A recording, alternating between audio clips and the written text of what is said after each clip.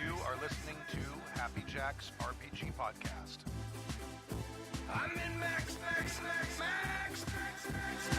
Pursuing the RPG hobby with reckless abandon.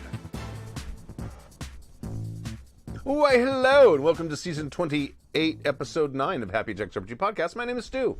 And I'm Stork. It's the OGs, you two old men. Yeah. Statler and Waldorf. Our last episode, I kept calling this Season 27. So people are going to go, why would you do that? Guys missed an episode. So I should... It's like Season 13. Yeah, exactly. Do you read the in this episode stuff while I tweet out? Sure, let me call that up there.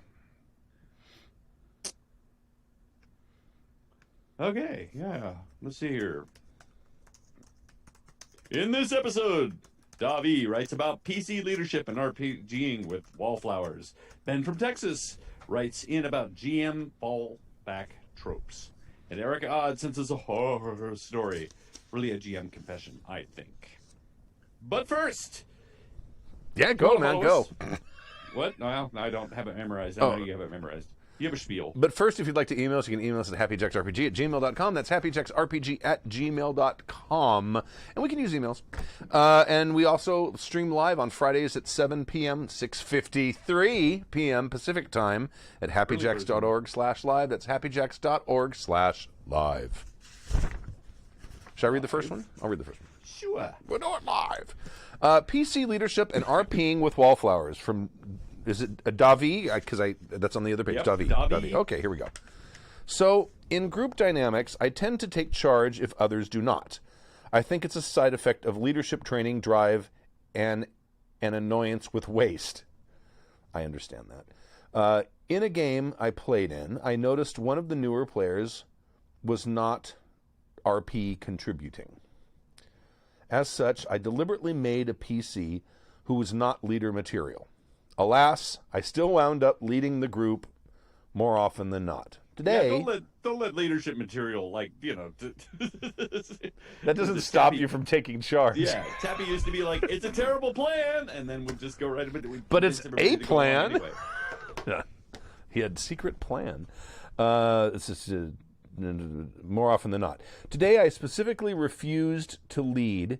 I kept pushing the newer player to make decisions and told the DM in private channels what I was doing. Sadly, the session at that point was 90% role-playing, and without my poking them with a stick, the entire game crawled to a halt for now. Did I do the quote-unquote right thing?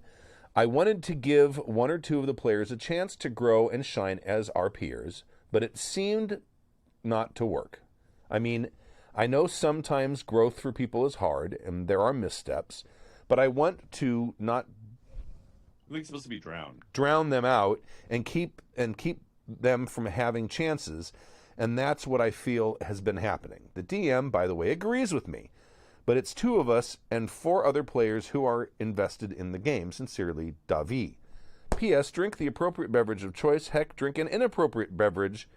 That's how the evening is going. Sorry to hear about your evening, even though that was probably weeks or months ago. Yeah, I got to give Davi huge props for being self-aware enough to know that he can dominate a role-playing session, right? Because there's a lot of people out there, myself included, who can dominate and sometimes not necessarily know it. Right. And which leads me to my other thing, which is sometimes there are people that are...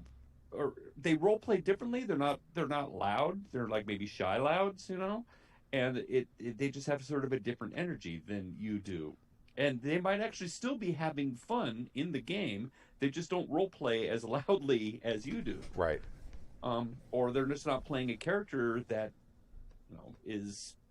And some people just aren't that comfortable with that much spotlight on them, because when you do step up and take chances as a role player, or you do step up to lead.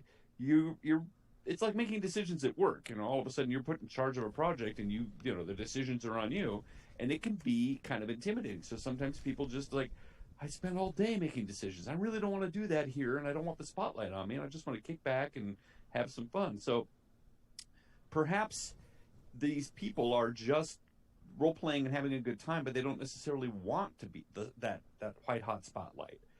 And that said, I really give you props for knowing, or at least recognizing the fact that they aren't as loud and as dynamic as you are, and giving them space to try to,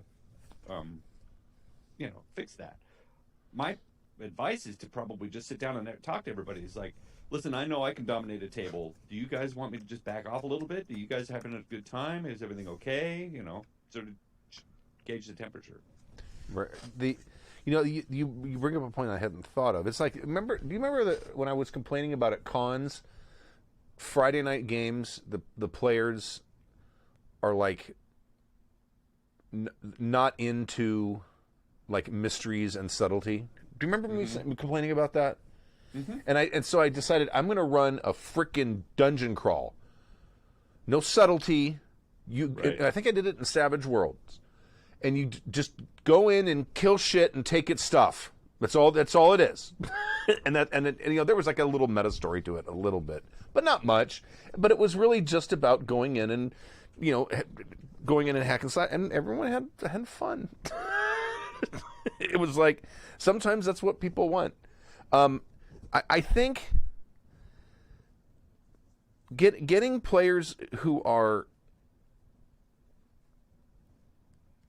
I think you got to approach this from one of two ways. First off, you need to know why they're quiet. Are they quiet because they're new? Because that's different than someone who's quiet because they're shy. Because if someone is quiet because they don't know how the game works yet, and they're trying to see how it works, kind of get a feel for things before they step in, that you would be doing exactly the right thing. But if someone for whatever reason, whether it's shyness or anxiety or whatever, wants to be more passive, I don't know if that's ever going to really work. I think what you're going to end up having is what happened, which is this grind to a halt. Because I've had tables where I've had no instigators at the table. And let me tell you, that is, for a GM, that is some tough shit. Especially the way you GM, which is you chum the waters and wait for somebody to take a bite. Right, exactly, right. And if nobody's biting, the fish aren't biting, what do you do? It's like when I took Zachary out fishing, and it's like, because you want to go early, right? Because you want to get there like right around dawn. Right, fish are more active in the mornings anyway. That's when because they're looking for food, because they just woke up and they're looking for food. Well, I mistimed it, and because of the drive, and Zachary and I ended up getting out there an hour and a half before dawn. Guess what? You're not going to catch any of, because they're all fucking asleep or whatever. I don't know how fish sleep or what they do, but they certainly weren't going after any bait. I'll tell you that. But but I think you're in a if you're in a position where you've got people who are reasons other than the fact that they're new to the game, are reluctant to take charge or take center stage, that's a tough deal. I mean, I think the way to do that is to, rather than put them in charge, maybe partner up with them.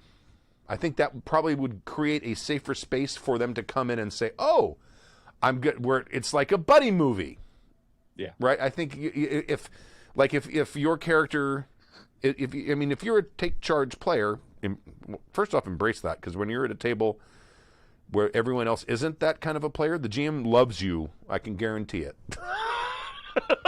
So I would suggest, you need to go talk to some NPC or something, grab one of the NPCs and say, "Hey, come with me. I want you to back me up."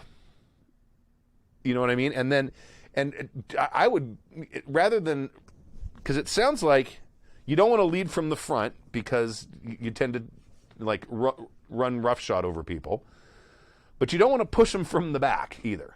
No. You want to kind of grab them by the arm and take them by the side. I don't know what the phrase would be. Well, you just want to make it more collaborative. Yeah. Right? So, stop and ask for their opinions on occasion, or literally turn to them and say, "Well, what do you think? What do you want to do? What should we do?" And you go, "Well, I don't care." But at least you're trying to involve them. Like, he's absolutely right. Trying to force somebody who doesn't want the spotlight on them into the spotlight is the worst thing you can do. And sometimes people just, want to warm up a little to this thing. Sure. Because again, when you're role playing, it's a lot like acting. It can be kind of scary. Yeah. You're not necessarily investing yourself, but you are you can feel very vulnerable. Especially when you're making a decision that could affect the lives of some of the characters at the party. You don't want to screw it up. So sometimes people are hesitant to take charge because if they go sideways, the rest of the players are pissed at them. Right. I know it happens all the time on video games. You get total wipeouts. Everybody's like, "Why did you run into that room?" There's the whole Leroy Jenkins moment where he wipes out the entire party because he just jumped in when nobody was ready. And so sometimes people are a little afraid to maybe take the absolute, we're doing this and let's go. Come on, team, who's with me? Right. And then again, also just that spotlight. Not everybody wants to be the spotlight. You might want to be on stage, but you don't necessarily want to be singing a solo, or you don't want to be the lead. You're happy just being in the background. Sitting in the back playing bass. Yeah, that's perfectly viable. So, I was going to bring up that some people just have a different energy. I've been in these groups with people that are self-confessed introverts, and their energy is different than mine. And I've come to conclude that I'm actually an introvert as well. But yeah, so I took a test. What's that? That Myers-Briggs, which is kind of bullshit, I think. But every time I've taken that test, regardless of what kind of mood I'm in, it always makes me an I. Okay. Introvert every time. And I know. There's these weird classifications of introverts. There's the one that always sticks to my mind is the shy loud, or the loud shy. That's probably what we are. Which is somebody who's like really an introvert, but they're kind of still very bombastic and dynamic about it. And there's don't fucking pay attention to me. Right. There's the shy exhibitionist. Somebody who's inwardly just really shy, but still likes to show their penis. Weird. Right. It's just these weird little classifications. So you might end up with these sort of introverts that are sort of shy, but they're having a great time and they're role playing as much as they want to. Yeah. Yeah. But I still, again, I'm giving you a high marks for realizing that you are like, you might have a problem, and so you're being very careful about it. Yeah, because that's not the norm. A lot of people just don't know what they're doing, and there's people that are like, I don't want to play with them anymore. They're too loud. Right. Now, maybe there's a couple ways I think you could approach this if you want a different sort of dynamic. That might actually help some players come out of their shell a little bit, because he made a character who is not leadership material, so one of the other players would step up and be the leader, and no one did.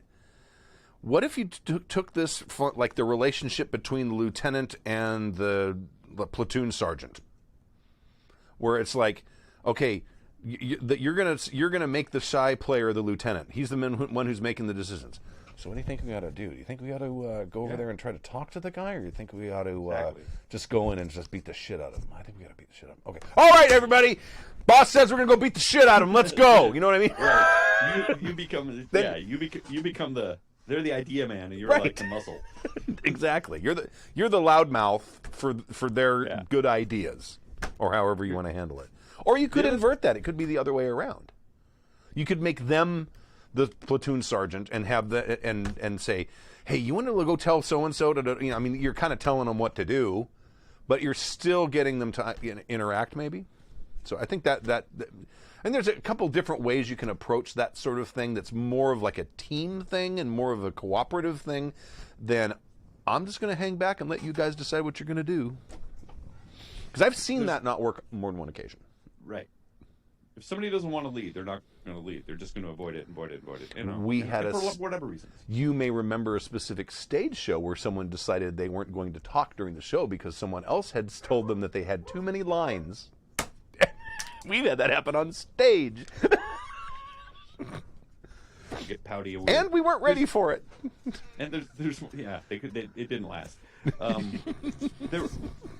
There is one other option, which is the GM could focus more on other players' backstories, which would give them much more investment in making decisions about that story. So that's something else that you could talk with the GM about, which is like, hey, can we come up with things that they, are the center of? And then they can handle it however they want. They can blow it off, or they can, but at least then it's they're got their story that they have investment in that they can solve themselves, and that might help a bit as well too. That's true. But again, I'm still not sure if there's that much of a problem. Yeah, I mean, other than the fact that nobody wants to do anything. See where their comfort level is, and say, so what do you think about the game? And they might be like, no, I think the game's great. I'm having a blast. You never, and you're like, okay, because there are people who are, maybe slightly more of the spectator sort, and that's fine. Every exhibitionist needs a voyeur. Well, all right. So thank you, Dovey, for the email. Next one, GM Fallback Tropes from Ben and Tejas. All right. Ben and Tejas, yes. Dearest of douchebags, in a recent email, you asked what tropes we often find ourselves falling back on as game masters. Stork, that's me, mentioned that his fallback trope is to have party fighting or prevent a summoning ritual. That's not too surprising, of course. Why is it not surprising? Do I seem like the kind of person that likes summonings and rituals? Yes. One common GM tip for making a combat more interesting is to give the players a ticking clock. Instead of bashing the big, bad, evil guy until they run out of hit points, that might mean a bomb is about to go off, or the planet-destroying space station is about to complete its firing sequence, or an elder god is being invited into the faculty grounds at Miskatonic University. Being invited? Invited into the faculty lounge. Yeah. Okay. I think we've all been here many times and rarely regretted it. One of the ways I've tried to mix things up is to avoid a result at which insert plot device is stopped and then nothing happens. In one of my D&D games, players fought some necromancers to prevent a friendly NPC from being sacrificed so that their soul could be used to animate a war golem. The ritual was interrupted by the necromancers were killed, but the NPC still found their soul trapped in cold metal body, albeit with their free will intact. Later in the campaign finale, the big boss necromancer was summoning Death herself so he could kill Death and take her place. The ritual succeeded, but not before the heroes bloodied the big boss necromancer enough that he was dragged down into the abyss alongside Death. That left the party with the question of who would fill the vacuum and become Death, or whether they would face a new world without her. Email Act 2. My GM trope is making darkness come alive as a physical threat. I attack the darkness. Right? Isn't that the game? Right. Heroes find themselves surrounded by darkness. Guess what? Being afraid of the dark is eminently justified.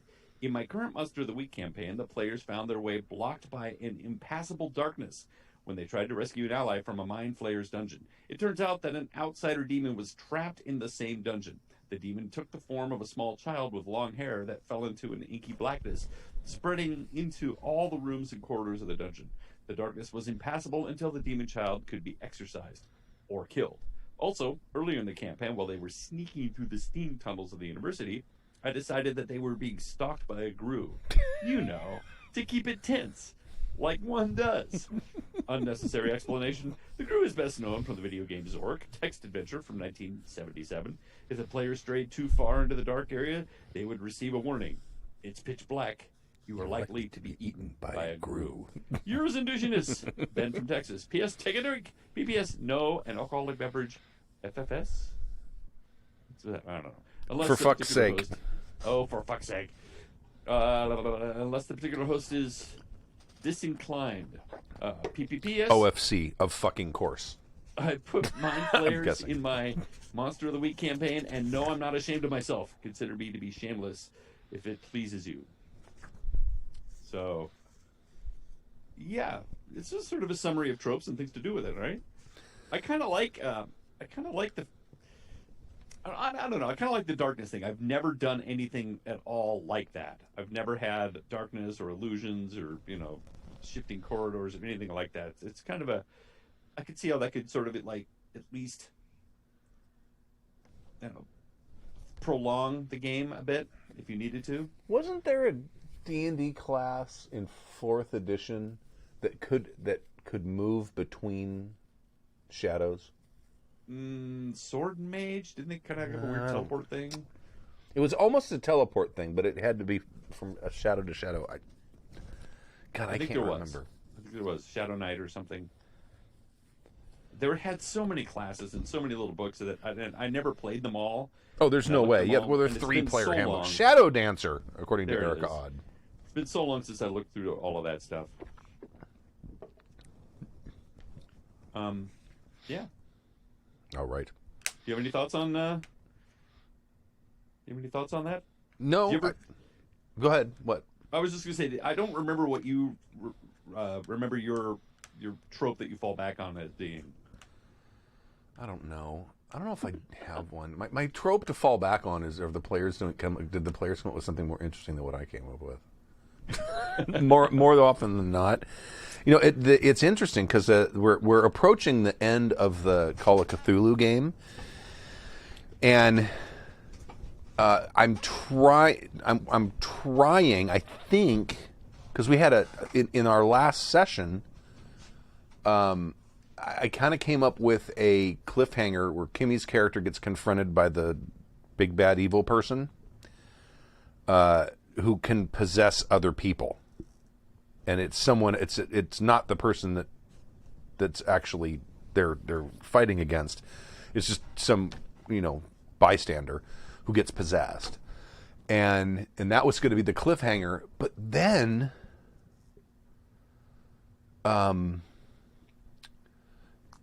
C.A. Dave rolled a 100 on his sanity check. Whoa! Which is a critical failure. Yeah. And so I spent a week and a half trying to figure out, is there some way I can put these two things together? And I think I figured out how to do it. And Dave, I'm sure would be more than happy to play a possessed person without the other players. Shh. But it may pretty much conclude the game. The next session might end up being the last session because of the way those things are going to fit together. Everybody knew that he rolled 100 on his sanity roll, right? Oh yeah, everyone knows he Yeah. rolled 100. But normally, what would happen in a situation like that is he'd say, "Oh, excuse me, the sandwich I ate just isn't disagreeing with me," and they'd go outside and then they go batshit crazy, screaming into the night. And maybe wake up having murdered someone or something. Because basically I get to take control of their character. And they just wake up later. So. But I think but I've been trying to... I've been trying to have the ending... Because the game did not go the direction I was thinking it was going to go for several different reasons. Which is fine. And we ended up in San Francisco, which is not ever where I intended for the game to go. But I started looking around. It's like, well, what was around in the 1920s around San Francisco? And I'm like, oh. All kinds of great stuff. Holy shit. No, the great, because I love conspiracy theory stuff, right? Yeah. Yeah, I know. What's it called? Bohemian Grove. Hello. It was very popular back then. You know what Bohemian Grove is? I'm not sure I do. Oh, fuck, dude. You should read about Bohemian Grove. Right. It's a crazy thing. It used to be like a adult summer camp. I was going to say, it sounds like a nudist colony. It's not. Well, there might be a lot of nude people there. There probably is some nudity there. And there probably is some. But it started out as a thing for like sort of artsy people and stuff like that.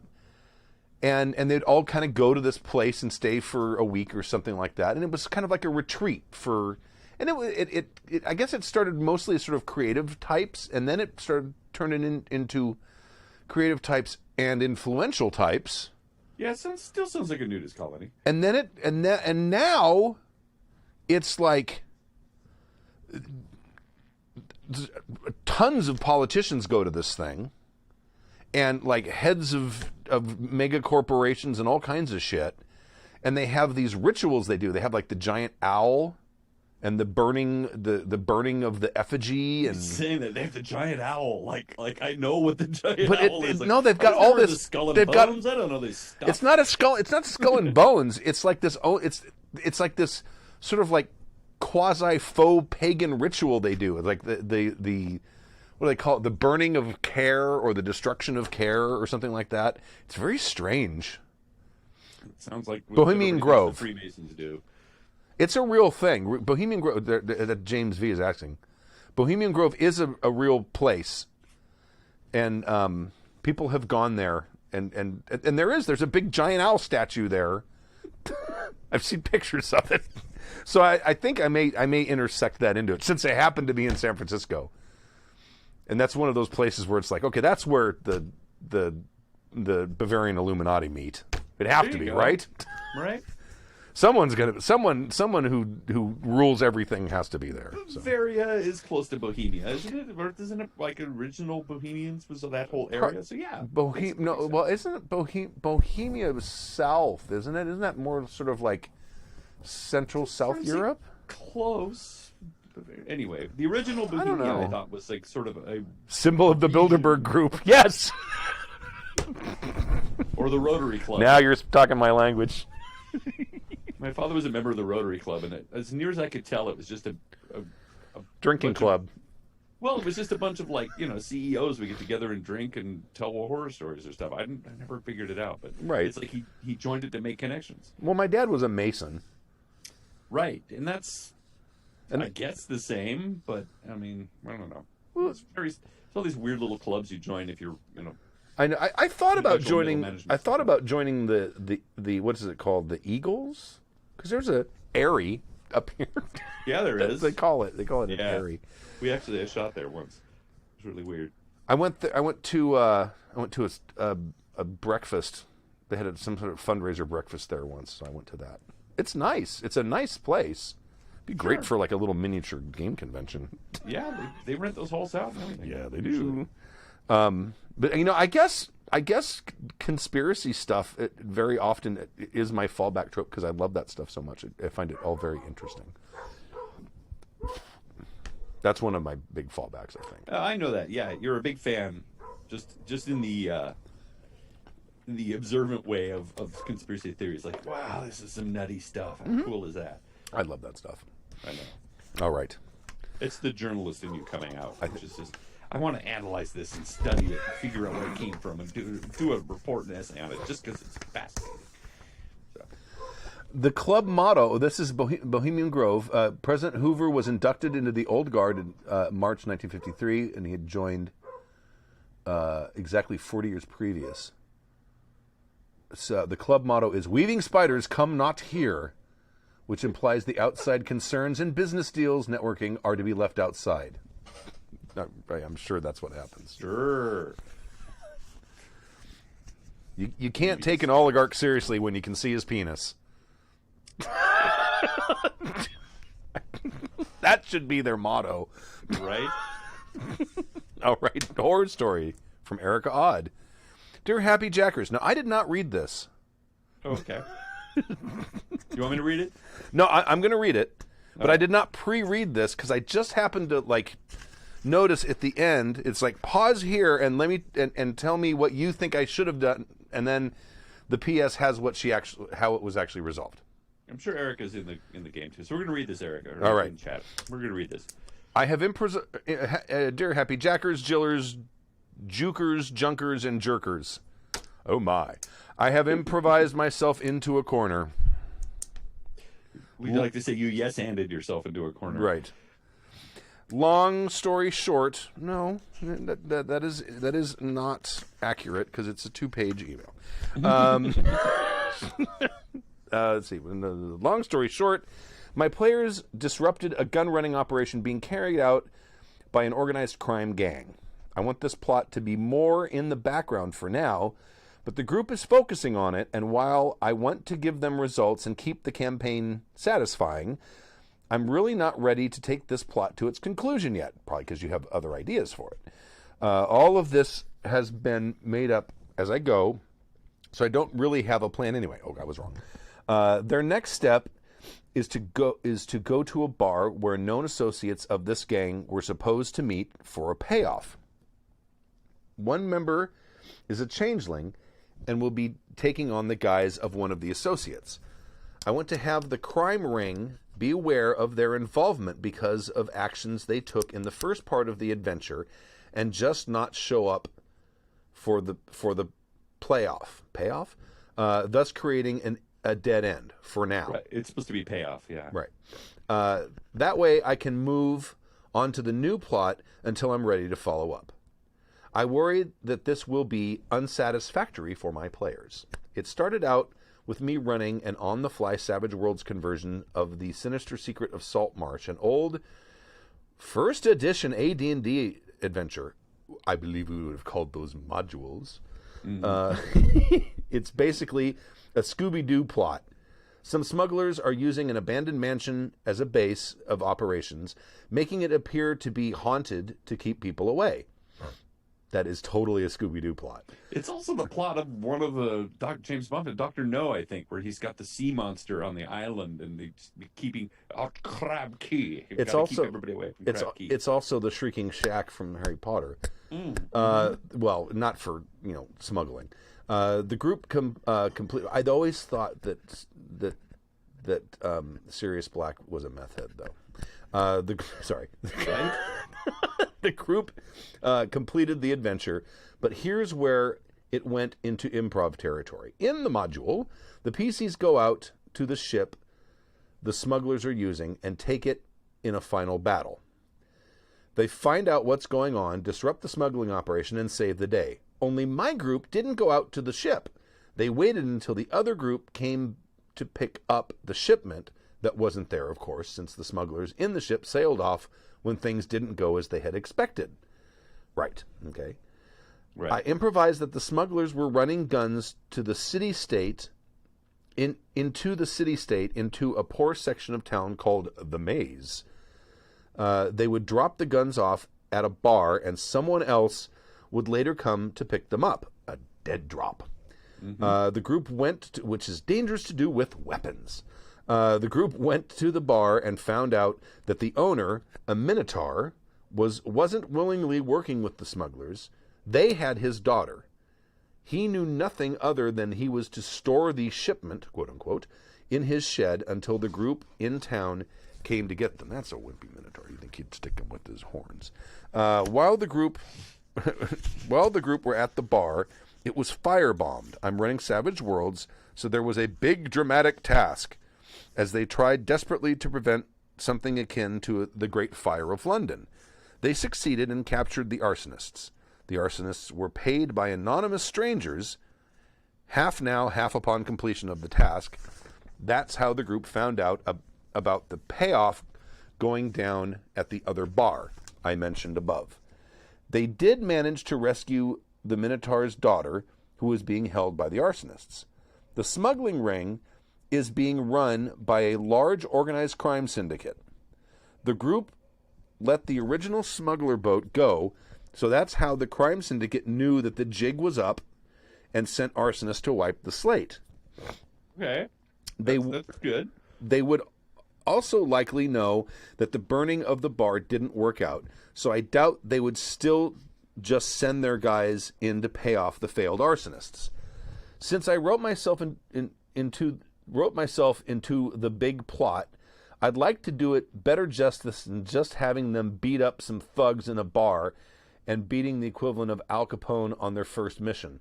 I want more time to develop the plot. I want more time to develop the plot, basically. Another idea I had was having the police, through bureaucratic incompetence, charge in and bust the bar where the payoff was to happen, scaring off the crooks and botching the characters' investigation. This is a fantasy steampunk setting, so brutal and overeager cops are the norm.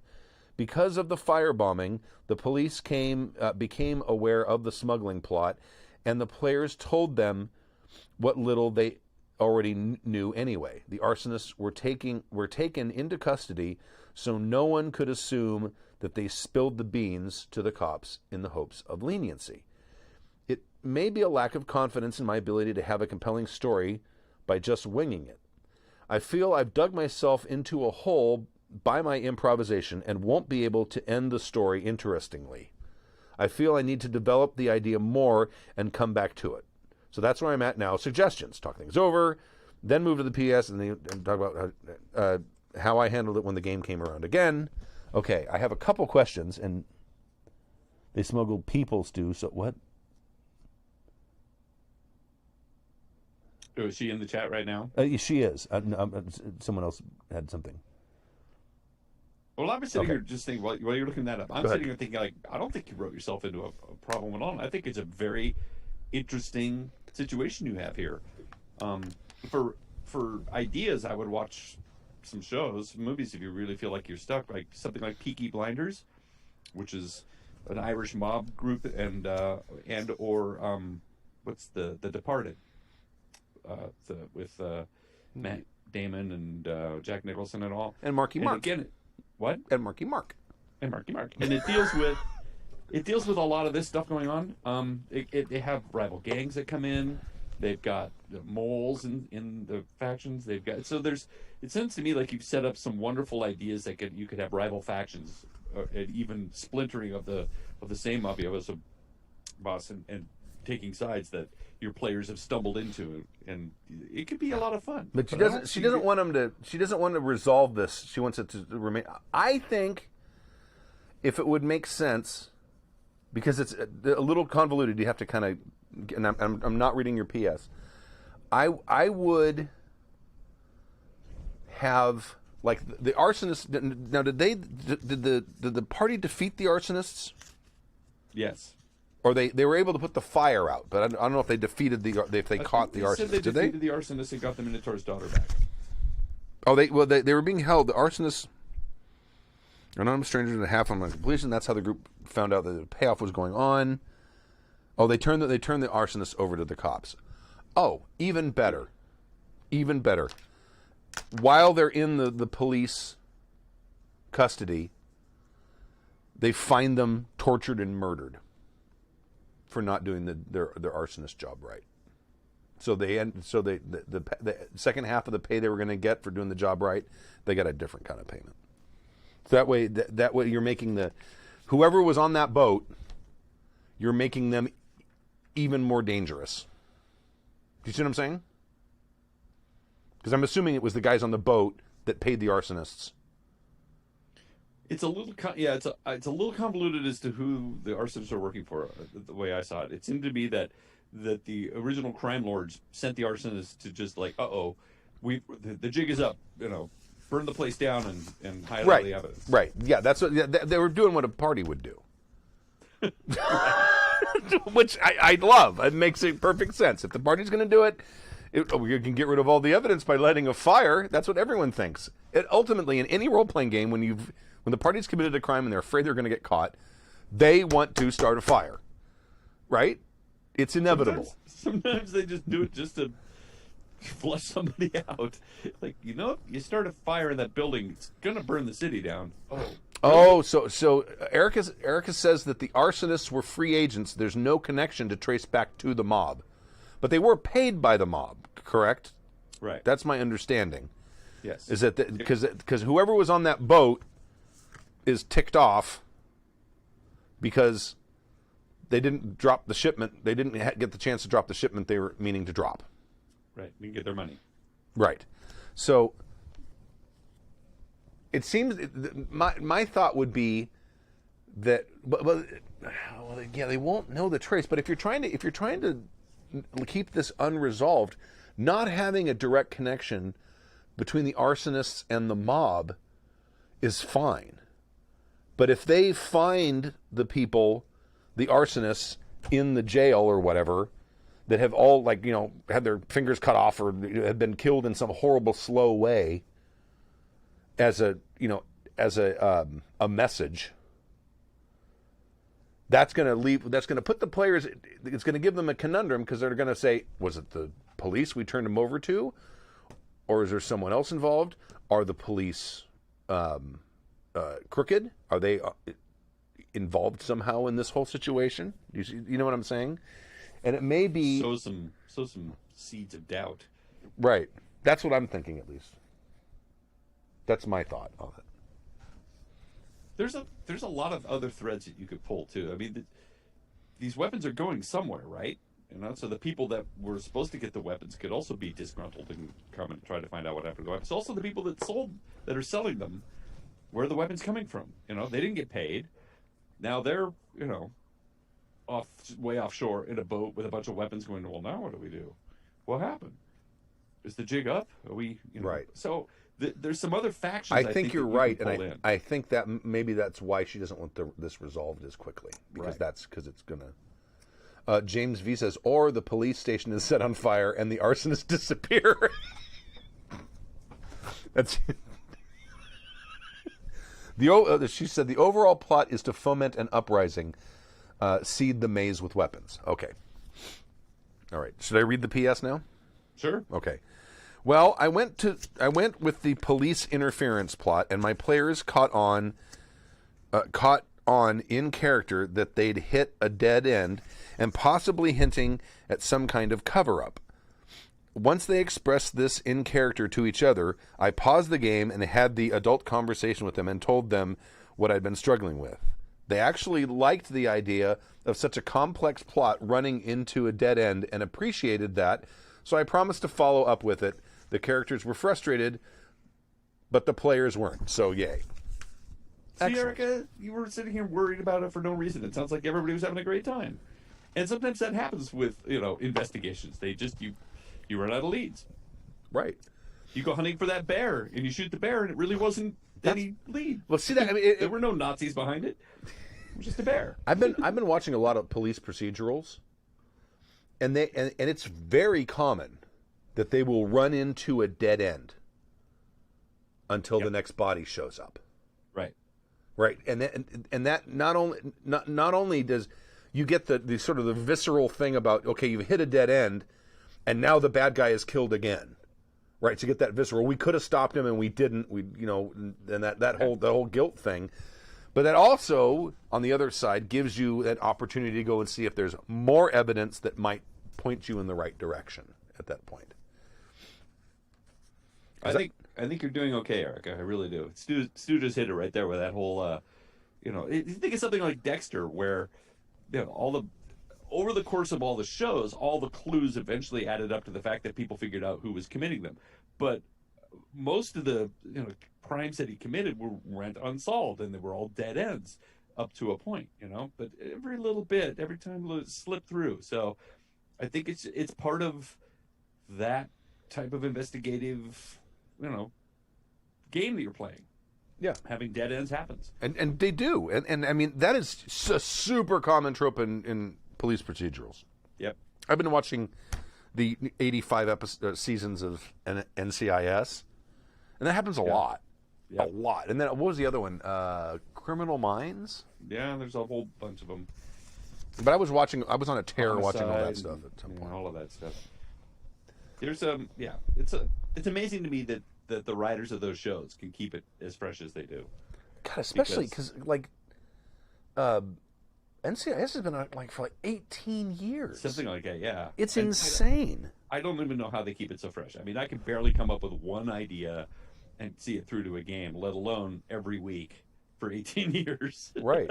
And I didn't realize it's a spin-off. Crazy. Yeah. Of Jag? Of Jag. Yeah. Uh-huh. And then there's... It lasted longer. It lasted like 10 times longer than Jag did. I think Jag lasted like 4 years, 5 years maybe. I don't know. I'm not sure. It's very strange. So, I don't know. Again, if you're stuck for ideas, you can just go steal them right from those police procedurals. You just change the names and change the setting a bit, and bam, you've got yourself a plot. Yeah. It's steal from the best. I think I brought it up one of the last shows we were, which is amateurs steal and pros borrow, or something. No, other way around. Oh, okay. Amateurs borrow and pros steal. Pros steal. There you go. Yes. All right. Well, thank you, Erica, for the email. Yes, Erica. Thank you. It's always good. And thank you for your support. She's always with us. And she said that she was afraid that the players were going to be annoyed by the dead end.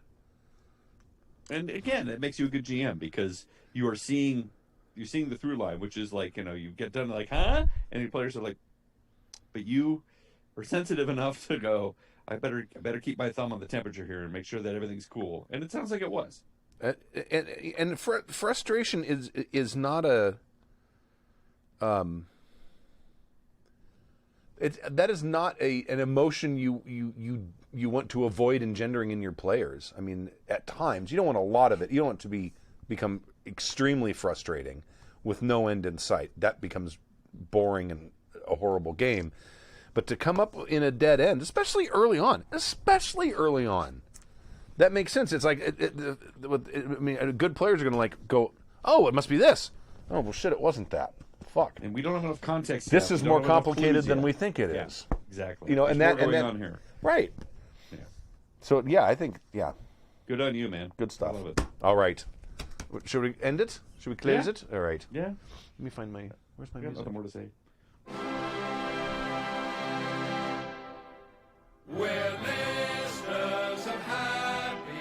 Turned down the wrong one. Thank you for joining us for season 28, episode 9 of the Happy Jacks RPG podcast. My name is Stu. I'm Stork. And that's it. Just the two of us. And we'll see you next week, 7 p.m. Pacific time or thereabouts. And until then, stay safe. And Peace goodbye. out, guys. From Michigan to Australia and maybe East Timor, be it rare, so exalted, girls or dungeons and dragons, hero, pathfinder, fate or savage wilds, evil plots will be usurping, though we could do with less burping. Happy Jack's podcast will be douchebags The preceding program has been a presentation of the Angry Folk Media Empire.